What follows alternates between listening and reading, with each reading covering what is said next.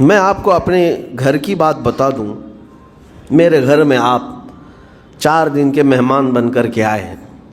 کبھی میری کھڑکی توڑ رہے ہیں, کبھی دروازہ توڑ رہے ہیں, کبھی ہمارے گھر کے برتن پٹک رہے ہیں, کبھی فرشی اکھاڑ رہے ہیں. کب تک برداشت کروں گا؟ آپ کو نکال کر باہر کر دیں گے. یہ مہمان نہیں, یہ بلا ہو گئی. یہ گھر سارا اجاڑ رہا ہے. ایک چیز پر چھوڑ دیا جائے, 2 چیز پر چھوڑ دیا جائے. یہ انسانوں کی فطرت ہے, انسانوں کی فطرت. لیکن رب کائنات اپنی کائنات میں ہم بندوں کو اتارا ہے. ہم نے کیا نہیں بگاڑا؟ اپنے گناہوں سے اس کی زمین کو لال کر دیا. اس کی نافرمانی سے ہم نے اس کائنات کے رنگ کو بدل دیا. کھلے عام گناہ, ننگا پن, بے حیائی, عیاشی, سب کچھ ہوتا رہا. اس کی کائنات ہے, اس کی زمین ہے, اس کی سلطنت ہے. اور ان گناہوں کی وجہ سے جانتے ہیں آپ, سمندر اللہ کی بارگاہ میں عرض کرتا ہے کہ مولا تو مجھے اجازت دے دے, میں ایسی طغیانی لاؤں گا کہ یہ سب ہلاک ہو جائیں گے. ہوائیں اللہ سے اجازت مانگتی ہیں, تو مجھے شدت دے دے, میں اتنا تیز اڑاؤں گی کہ ان کے پرخچے اڑ جائیں. لیکن جانتے ہو اللہ کی طرف سے جواب کیا آتا ہے؟ سمندر کو بھی رب تعالیٰ فرماتا ہے, ہواؤں کو بھی کہتا ہے رب تعالیٰ رک جاؤ, میں میرے بندوں کے انتظار میں ہوں, میرے بندوں کی توبہ کے انتظار میں ہوں کہ میرے بندے میرے پاس لوٹ آئیں گے. اسی لیے اللہ کے حبیب صلی اللہ تعالیٰ علیہ وسلم ارشاد فرماتے ہیں, اللہ تعالیٰ کو سب سے زیادہ خوشی کس بات کی ہوتی ہے جانتے ہیں؟ رب تعالیٰ اپنے بندوں سے کب خوش ہوتا ہے؟ مثال دے کر کے میرے آقا نے فرمایا, مثال دے کر سمجھایا. صحرا میں, ڈیزرٹ میں ریتیلے میدان ہوتے ہیں, اس کا سفر بڑا ڈینجر ہوتا ہے. آج بھی ڈیزرٹ ہیں بہت سارے. سہارا ڈیزرٹ کا نام سنا ہوگا آپ نے. ہم گئے ہیں, 200-250 کلومیٹر تک آپ چلتے رہو گاڑی, نہ ایک درخت نظر آتا ہے, نہ پہاڑ نظر آتا ہے, نہ گھر نظر آتا ہے, کچھ بھی نہیں. اس طرف میدان ریت کا اور آسمان لگا ہوا دکھتا ہے, ادھر بھی آسمان. تنہا ہم اکیلے نظر آتے رہتے ہیں. صحرا کا جو سفر ہوتا ہے بہت کٹھن ہوتا ہے. نبی پاک صلی اللہ تعالیٰ علیہ وسلم مثال دیتے ہوئے ارشاد فرماتے, ایک بندہ اپنی اونٹنی لے کر, اس پہ ساز و سامان لے کر کھانے پینے کا صحرا کے سفر پر تھا. اور صحرا میں کھانا پانی بہت مقدار میں لی جاتی ہے کیونکہ کچھ ملتا نہیں, اور جلد سے جلد وہاں سے سفر گزار کر کے آنا. ایک بار اگر راستہ بھٹک گیا موت ہو جاتی, وہاں پہ راستہ ملے گا نہیں. جس طرف بھی جاؤ تو لگے گا سیدھا ہی چل رہا ہوں, ڈائریکشن ہی نہیں پتہ ہوتے صحرا میں. حضور پاک صلی اللہ علیہ وسلم فرماتے ہیں, ایک بندہ صحرا کے سفر میں اپنی اونٹنی کے ساتھ ساز و سامان لے کر سفر پر تھا. بیچ راستے میں اسے نیند آئی, سویا. سو کر کے اٹھا تو دیکھا اس کی اونٹنی ساز و سامان کے ساتھ غائب ہے. صحرا میں, بیچ صحرا میں. اب جو سواری تھی وہ غائب ہے, کھانا پانی تھا وہ غائب ہے, کچھ نہیں ہے ساتھ میں. گھبرا گیا, پریشان ہوا, اپنی اونٹنی کو ڈھونڈتا ڈھونڈتا تھک گیا. کبھی ادھر کبھی ادھر, کبھی ادھر کبھی ادھر, ہر جگہ کہیں کوئی نشان نظر نہ آئے. اور جب سواری نہیں ہے تو اب کئی 100 کلومیٹر کا بغیر کھانے پینے کے کیسے سفر کرتا؟ تھک ہار کر کے دوسرا دن ہو کہ تیسرا دن ہو, ایک جگہ وہ بندہ سو گیا. پھر سے سو گیا, اب راستہ بھی نہیں ملتا. سویا تو نیند سے اٹھا جب تو دیکھا اس کی اونٹنی بھی موجود ہے, اس کا ساز و سامان بھی ہے. یہ مثال ہے, یہ مثال ہے. میرے آقا صلی اللہ علیہ وسلم صحابہ سے اب پوچھتے ہیں, اے میرے صحابہ بتاؤ اس بندے کو جو صحرا میں گمشدہ اونٹنی جس کی مل جائے اسے خوشی کتنی ہوگی؟ صحابہ کہتے ہیں یا رسول اللہ اس کی تو جان میں جان آ گئی ہوگی, کیونکہ وہ جانتے تھے صحرا کا سفر کیا ہوتا ہے. کہا سب سے زیادہ اسے خوشی ہوگی کہ اس کا کھویا ہوا سامان مل گیا, کھوئی ہوئی سواری مل گئی. میرے آقا صلی اللہ علیہ وسلم فرماتے ہیں گمشدہ اونٹنی کے ملنے پر جیسے اس مسافر کو خوشی ہوئی, اس سے کئی زیادہ بڑھ کر کے رب تعالیٰ کو اس وقت خوشی ہوتی ہے جب ایک گنہگار بندہ واپس توبہ کر کے اس کی بارگاہ میں آتا ہے. رب تعالیٰ کی بارگاہ میں جب بندہ پلٹ کر کے آتا ہے, رب تعالیٰ فرشتوں پر اس بندے کو دکھا کر رشک کرتا ہے. ارشاد فرماتا ہے میرا بندہ میرے پاس آ گیا, میرا بندہ میرے پاس آ گیا ہے. میں نے قرآن پاک کی وہی آیت تلاوت کی ہے جس میں اللہ تعالیٰ فرماتا ہے وَالَّذِينَ إِذَا فَعَلُوا فَاحِشَةً أَوْ ظَلَمُوا أَنفُسَهُمْ ذَكَرُوا اللَّهَ فَاسْتَغْفَرُوا لِذُنُوبِهِمْ۔ یہ چوتھے پارے کی آیت ہے۔ اللہ تعالیٰ فرماتا ہے وہ لوگ جنہوں نے برائی کر لی یا اپنی جان پر ظلم کیا یعنی گناہ کیا، پھر اللہ کو یاد کر لیا اور توبہ کر لیا، اللہ فرماتا وَمَن يَغْفِرُ الذُّنُوبَ إِلَّا اللَّهُ، تو بتاؤ لوگوں اللہ کے علاوہ کون ہے بخشنے والا؟ لیکن شرط رب تعالیٰ یہ فرماتا وَلَمْ يُصِرُّوا عَلَى مَا فَعَلُوا وَهُمْ يَعْلَمُونَ، لیکن ایک بات ہے کہ وہ جس چیز سے توبہ کر کے آ رہے ہیں اس پر پھر مزید اصرار کر کے جمے نہ رہیں، چھوڑ دیں ایک بار، جان بوجھ کر کے پھر اس چیز پر نہ لگے رہیں۔ یہ آیت کب نازل ہوئی تھی میں آپ کو بتاؤں، دو صحابہ تھے، دونوں گہرے دوست تھے، بہت ہی گہرے دوست، مدینے کے رہنے والے۔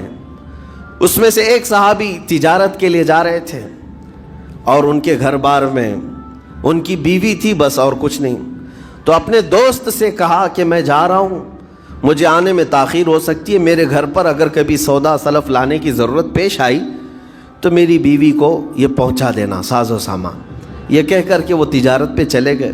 جو دوست صحابی تھے، دیکھیں صحابہ کے بہت سارے کام امت کے لیے درس ہیں، قیامت تک آنے والے مسلمانوں کے لیے وہ مشعل راہ ہیں۔ تو وہ جو دوست صحابی تھے سودا سلف لے کر کے گھر جایا کرتے تھے اپنے دوست کی بیوی کو پہنچانے کے لیے۔ ایک دن ایسا ہوا کہ شیطان نے ورغلایا اور سودا سلف سامان لے کر گھر گئے۔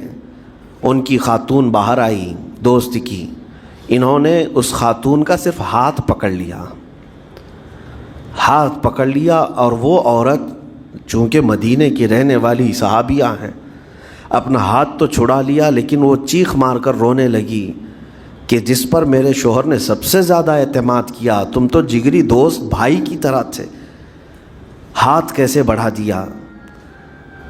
تو اس صحابی کو فوراً احساس ہو گیا کہ میں بہت بڑی خطا کر گیا، میرے بھائی اور میرے دوست کی امانت میں نے خیانت کر دیا، اس نے مجھ پر بھروسہ کیا تھا اور اس کی بیوی کا میں نے ہاتھ پکڑ لیا۔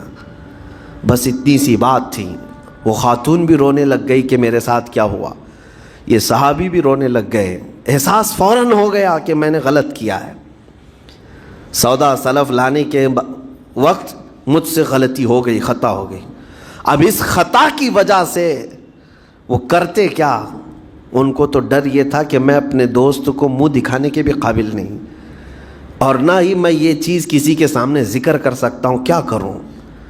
تو مدینہ چھوڑ کر کے چلے گئے پہاڑیوں میں، اور بغیر کھانا پانی سب کچھ بھی نہیں تھا، پہاڑیوں کے بیچوں بیچ رہنے لگے اور صرف روتے تھے اور گر جاتے تھے، اور کمزوری آ گئی جسم میں، اٹھنے پھرنے کی بھی طاقت نہیں تھی۔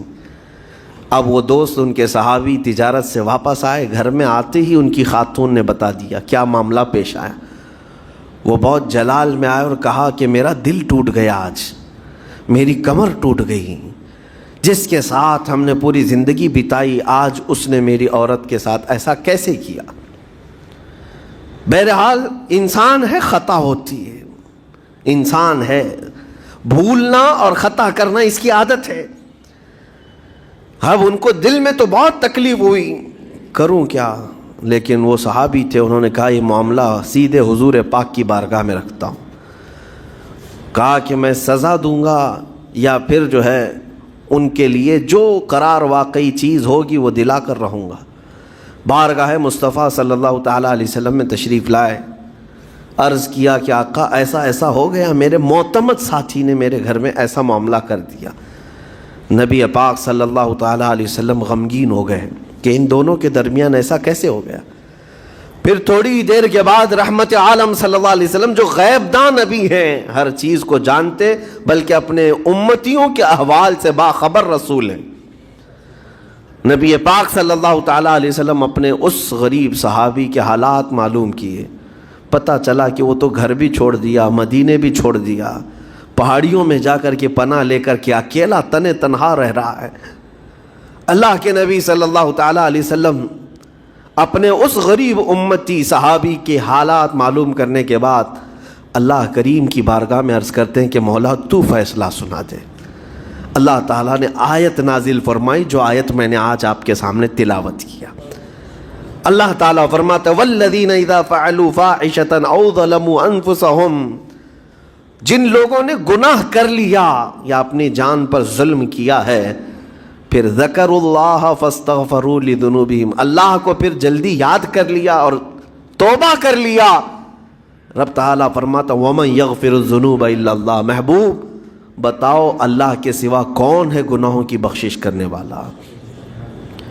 اللہ تعالیٰ ان کے گناہوں کو معاف کر دیتا ہے جو فوراً اپنے گناہ کے بعد یاد کر لیتے ہیں کہ مجھ سے خطا ہوئی ہے۔ رسول کریم صلی اللہ تعالیٰ علیہ وسلم نے اس صحابی کو بتایا تیرے بھائی سے بھول ہوئی، خطا ہوئی، لیکن رحمان نے اس کی بخشش کا مژدہ قرآن میں سنا دیا کہ وہ باز آ گیا اور توبہ کر رہا ہے، لہٰذا تیرے لیے بھی یہ زیب نہیں دیتا کہ تو اب کوئی انتقام لے، تو اپنے دل سے معاف کر۔ یہ صحابی تھے، اللہ کے نبی صلی اللہ علیہ وسلم کے پروردہ تھے، نفسانیت اور خواہشات کے نہیں۔ یہ فوراً گئے اور اپنے اس جگری دوست کو، اپنے اس بھائی کو ڈھونڈتے ہوئے پہاڑیوں کے بیچوں بیچ جا کر کے دیکھا، ان کی حالت بہت خستہ تھی، کمزور ہو گئے تھے اور روتے روتے اتنا تھک گئے تھے، نہ کھانا ہے نہ پانی ہے، بس یہ کہ ان سے خطا کیا ہوئی تھی، اپنے دوست کی عورت کا ہاتھ پکڑ لیا تھا، بس میرے عزیزو اس سے بڑا نہیں۔